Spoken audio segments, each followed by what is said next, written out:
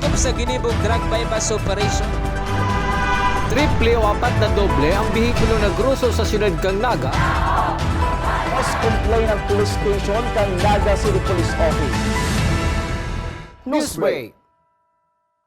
Sa headlines kan mga barata, Camarines Sur Police Provincial Office nagpadara ng search, rescue and retrieval as in security team sa Kamalig Albay. Lokal na gobyernong kang Naga may 20 hektaryeng lote para sa low-cost housing program. Barangay Kagawad sa Sangay Camarines Sur arestado sa anti-drug bypass operation. Naga College Foundation nagkundusiring campus tour sa mga nagbisitang estudyante hali sa luwas kang Naga. Diyos marhay na hapon, ako si Mark Mendoza, ang sa indong tagapaghatod Bareta. Nagpapadagos pangunyan ang search and rescue operation sa mga pasahero na lunad ka nagbagsak na Cessna plane sa halangkaw na parte kan Bulkan Mayon. Sa social media post ni Kamalig Mayor Kaloy Baldo, may 2 helicopter ang naka-standby sa Tactical Operation Group 5 para sa surveillance as in pag-rescue sa mahahanap na pasahero. Kinumpirmar man ni Mayor Kaloy Baldo na ang ibang rescue unit ang yaon sa mga galay para hilingon kung nakasabay sa pagbulos kam tubig ang mga pasahero kang nagbagsak na eroplano. Yung ibang nandito natin na mga pumunta po sa atin, may ginagawa sila on the ground na mag-search po doon sa mga gully and river na baka nung first day kasi grabing ulan po, baka inanod pababa o sumabay yung pasahero ng aeroplano doon sa agos ng tubig. Kaya po nag-search po tayo doon sa gully and river na pwedeng daanan po ng tubig pababa. Mientras tanto, Camarines Sur Police sa Provincial Office nagpadara ng Search, Rescue and Retrieval Team sa probinsya kan Albay para magtabang sa paghanap sa mga pasahero kan nagbagsak na Cessna plane. Maraming ang kompletong detalye sa report ni Melvin Machado. Sarong team hali sa search, rescue and retrieval as in sarong team para sa security ang pinagpadara kang Camarines Sur Police Provincial Office sa Kamalig Albay para magtabang sa nagpapadago sa search and rescue operations sa apat na lunad kang Cessna plane na buminagsak sa halangkaw na parte kang Bulkan Mayon. Kasudmang aldaw na Domingo, nagpasiring sa Albay ang grupo kang Camarines Sur PNP. Susuki Police Major Maria Victoria Abalaing, tagapagtaram kang Camarines Sur Police Provincial Office, may 4 na patrol cars man na dara ang grupo. Meron po tayo doong one team ng SRR and one team po ng for security, and yung meron po tayong 4 na patrol cars in support po doon sa search and rescue na kinakandak ng Kamalig LGUs po. Hasta day natatapos ang paghanap sa 4 na pasahero kang Cessna plane. Matinir sa banuang kang Kamalig Albay ang tropa kang Camarines Sur Police Provincial Office. Siniguro man kang opisyal na may bastanting kabatiran sa search, rescue and retrieval operation ang pinagpadarang personahe na hali sa manlain-lain na istasyon kan PNP Camsur. Wala pa pong specific time kung hanggang kailan po sila doon, sir, but then for as long as na hanggang ngayon ongoing po, sir, nandun muna po sila, sir. Para sa GNN TV 48 Naga, Melvin Machado, Newsbreak. Sa iba pang bareta, abot lang ngunya na aldaw duman sa probinsya kan Masbate ang 55-man Regional Assessment Team na naglibot sa mga munisipyo kan nasabing probinsya para hilingon ang danyos kang magnitude 6.0 na linog na nagtama digdi. Susog sa OCD Bicol ang resulta kan nasabing damage assessment ang titipunon sa Bicol Emergency Operations Center as in ipapadara sa NDRRMC 24/7 Operations Center. Sa iba pang bareta, 20 hektaryang hiwas ning lote ang nakatagama kan lokal na gobyerno kan siyudad ning Naga para sa vertical housing program na papakinabangan kan mga empleyado na yaon sa pribado as in pampublikong opisina. Susog kay Mayor Nelson Ligacion, nagpadara na sindanin surat sa Department of Human Settlement and Urban Development na nagsasabing ma-avail ang lokal na gobyerno kang Naga kan programa kang nasabing opisina. Pinagsaro-saro man kan alkalde ang mga loteng pwedeng matugdukan kan nasabing housing project. Property owner nakahanda magdonar din sa rong hektarya. So 5 hectares in Balatas. Sa San Isidro may 1.7 po kita duman. Sa Sa Carolina, igwa kitang 10 hectares. Likewise, igwang ongoing discussion in connection with the pending expropriation case involving a property in Pacol. So that's around, originally nasa 7 hectares. Pero pigihiling ni Baada Imakua, si Bilog na 7 hectares. Pero assuming nakabanga lang duman, that's 7 hectares. You add that up, that's more than 20 hectares actually. So, very feasible po na makuha si target na 5,000 under my administration. Pag nangyari po yan, yun may po ini ang pinakadakulang may pinakadakul na matatawanan po o makakabenepisyo sa satuyang housing program. Mientras tanto, tatawan man yung prioridad sa housing program kan lokal na gobyerno kang Naga si mga may pending application na iyungunyan ang pinagtatawan atensyon kan bagong krear na housing division sa Irarom kan Housing Settlement and Development Office. Ang nasabing opisina ang bagong krear kan nakalihis na bulan kan Enero. Gusto po tawanan in prioridad si mga pending applications. Kung mag-qualify po sinda either sa vertical and horizontal mass housing. So ngunyan pa lang po, nagpipreparar na po ang Housing and Settlement Development Office. Asin tanganing matutukan po ini, may pig-crear kitang sarong division. Naka ito Mayo. Although ang pangaran, Housing and Settlement Development Office, pero mayong Housing Division. Sa pagbabalik kang news break, Barangay Kagawad sa Sangay Camarines Sur, arestado sa drug buy-bust operation. Yan asin iba pang mga bareta sa pagbuelta kang GNN TV. 48 Naga, News Break. Dakop sa ginibong drug bypass operation. Triple o 4 na doble ang bihikulo na gruso sa syudad kang Naga. Mas complain ng police station kang Naga City Police Office. News Break. Mas pinalinaw, mas pinalakas, mas pinalawak. Ang GNN TV 48 Naga, digital na! Kung ang inyong TV sets ay digital ready na, pindutin ang scan o search channel button at makikita ang GNN TV Channel 48. Maaaring gumamit ng indoor o outdoor antenna para sa mas klarong panonood. Ganito rin ang gagawin kung kayo ay gumagamit ng digital box. Sa mga susunod na araw, asahan ang mga programang malapit sa puso ng mga Bicolano. Flight attendants, prepare for takeoff, please.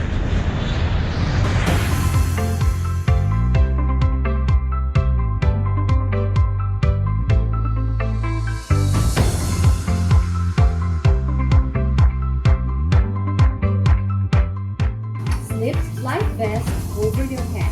Take the tape around your waist.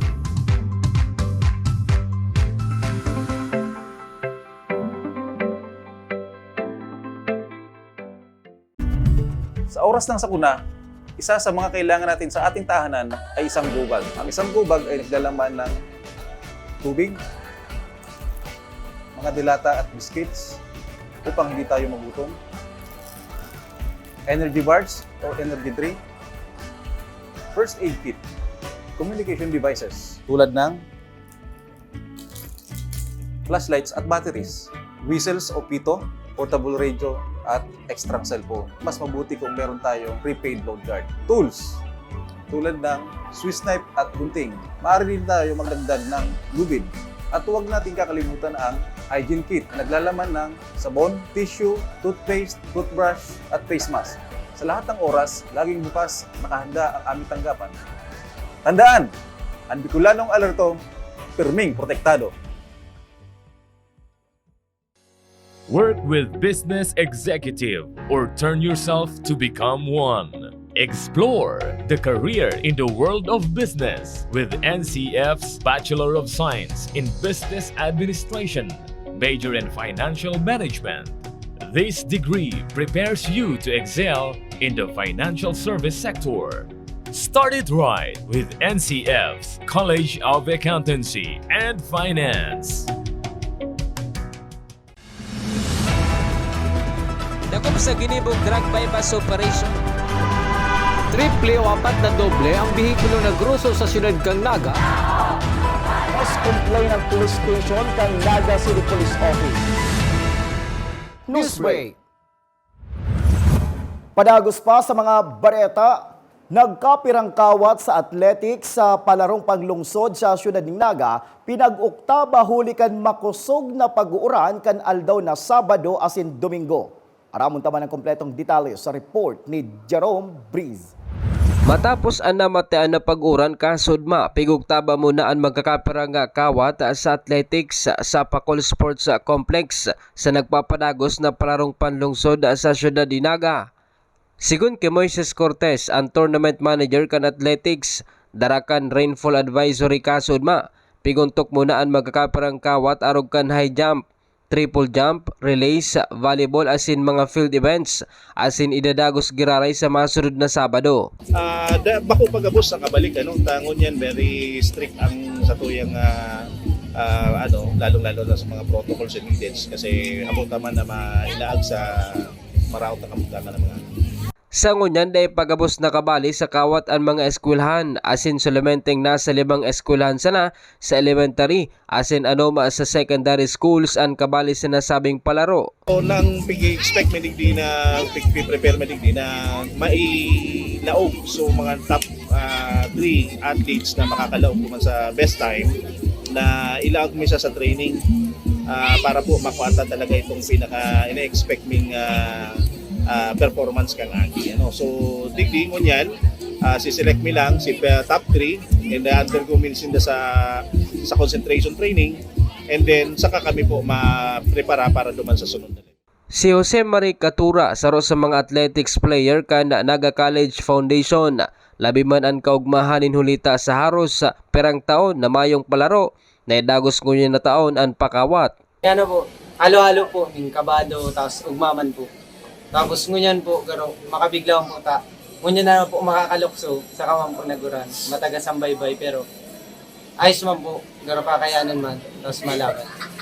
Nasa top 3 ang pipilion sa manlain-lain na kawat asin ilalaag sa concentration training asin dumana pipilion na isasabak sa sunod na level kan palaro.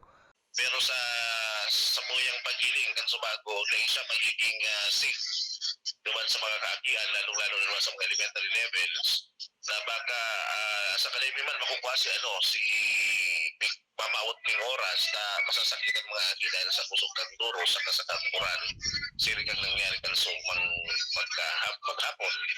So big postpone mo na ang kawat, naghahasing kami ng advice sa division office sa pamamayo ni Sir Renz Chavez and si Ma'am Nelma Olaso na para dahil nga po na baka magkahirilan pa sa mga agi, big postpone na muna sa mga natatadang kawat kang athletics.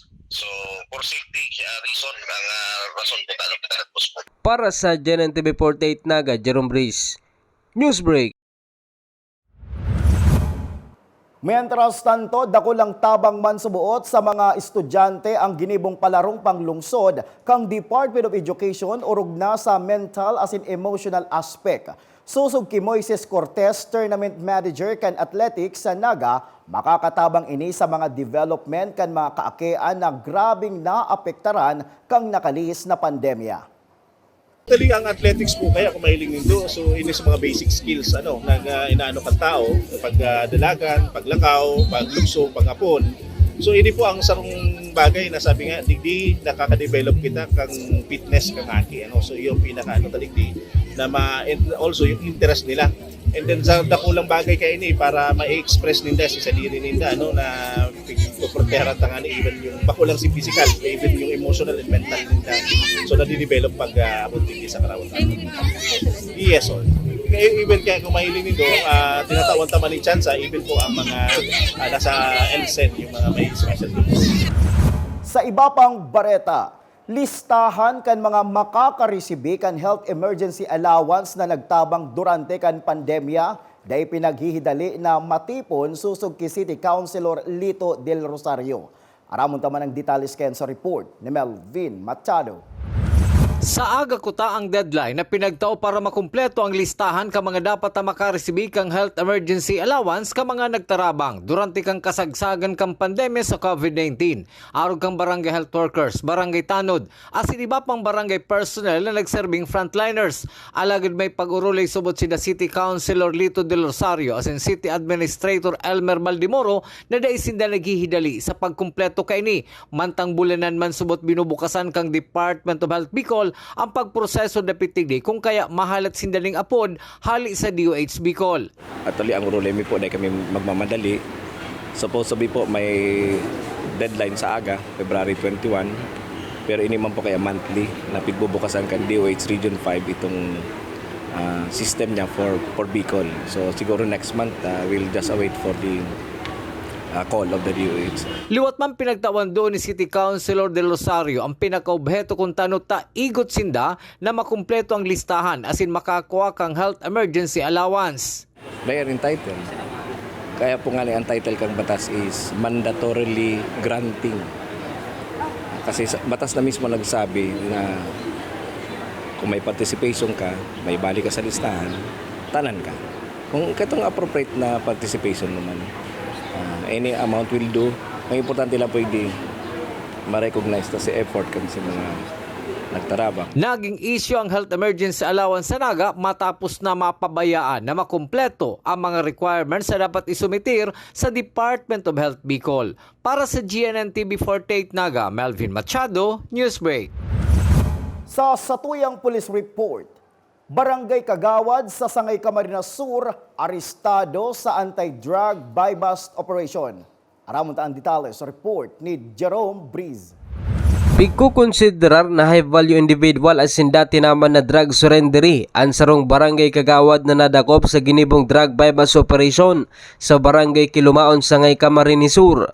Sigun ki Pulis Captain Mark Spanya, ang Deputy Chief of Police kan Sangay Municipal Police Station, haloy ng pigmomonitor kan mga otoridad ang transaksyon sa illegal na droga kan Barangay Kagawad na si Noel Viñas, 47 anyos, hasta sa madakop sa ginibong operasyon as sinabakalanin sa roga plastic sachet na may log din pinagtutuburan siya sa kantidad na 500 pesos as sinarecover pa sa iya ang duwang plastic sachet na may log din illegal na droga. Bali po sir, ining suspect ni o ini pong previously surrendered na high value individual.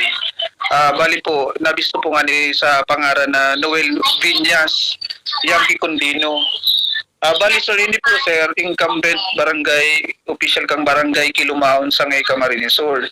Sining taong ini sir, halimin na po ning subaybayan kasi po katong mga bulan ng October or November kang nakaaging taon, may mga sumbong po kami regarding po duman sa yung paggamit ng illegal na droga, and then ang subot nagbebenta po duman sa area po kang Kilumaon, Kalyantaaw sa barangay Anyog kang Sangay Camarines Sur.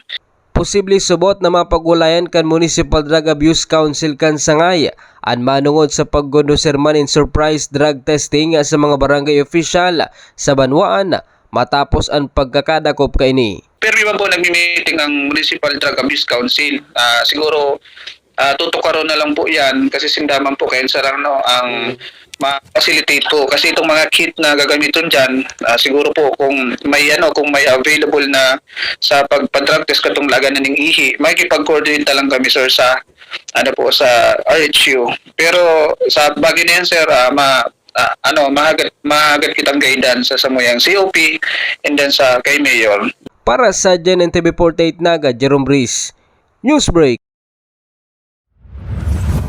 Padagos pa sa mga bareta, Naga College Foundation nagkondusir ng campus tour para sa manlain-lain na eskwelahan sa Camarines Sur. Ang detalye sa report, halik kay Junior Correspondent Karen K. Iscaro.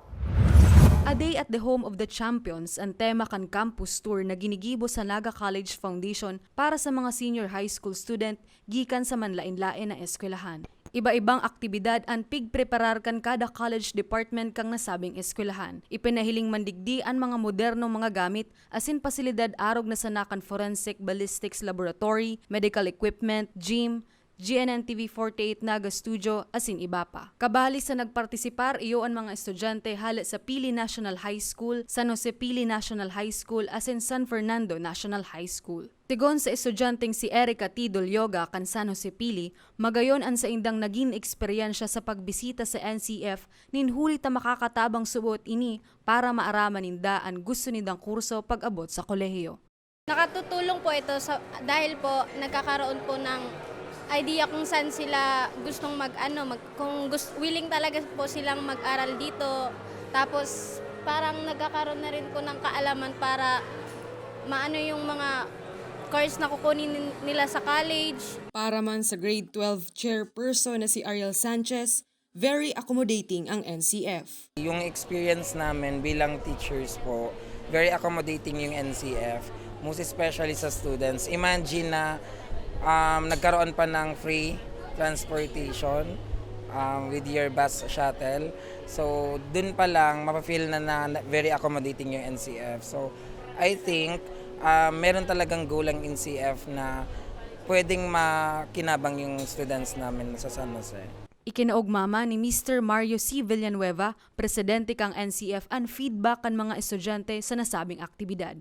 Obheto subuot kaini na maaraman asin matabangan sinda sa pagpili kan sa indang mga kurso pag-abot sa kolehiyo. Ang intent namin is tingnan nyo ano yung mga courses and what can you expect when you become professionals. Kasi sa NCF, yung mga gamit natin dito are equipments that are being used when you become a professional. Diba? So, ma-appreciate mo siya. So, yun, ang aking intent, mas ma-appreciate nila to pursue further their studies in college and then which course that they would really like to take. And I enjoy the feedback. Naka 4 batches na and most of the feedbacks of the students are really overwhelming.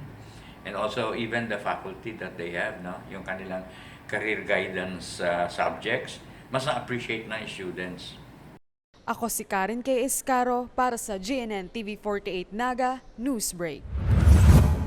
Mientras tanto, matapos ang haloy na paghalat kan mga nasa grade 9 as in grade 10 na estudyante kang Naga College Foundation para sa junior and senior prom, nadagos man girara ini kang nakalis na Biyernes. Maririsa sa mga estudyante na sobrang pinagprepararan ang nasabing aktibidad, huli kan magagayo na bado kan mga ini. Aaboton man sa 600 na grade 9 as in grade 10 ang nagpartisipar sa JS Prom. Asin yan ang katiripunan kan mga bareta ngunya na aldaw. Day malingaw na bisitahon ang samuyang official Facebook fanpage asin ilike ang GNN TV 48 Naga para pirmi kitang updated sa mga bareta asin istoryang bida ang Bicolano. Liwat ako po si Mark Mendoza. Digbisa na yan sa GNN TV 48 Naga Newsbreak. Dako sa ginibong drug bypass operation. Triple o 4 na doble ang bihikulo na gruso sa syudad kang Naga. Mas complain ang police station kang Naga City Police Office. Newsbreak.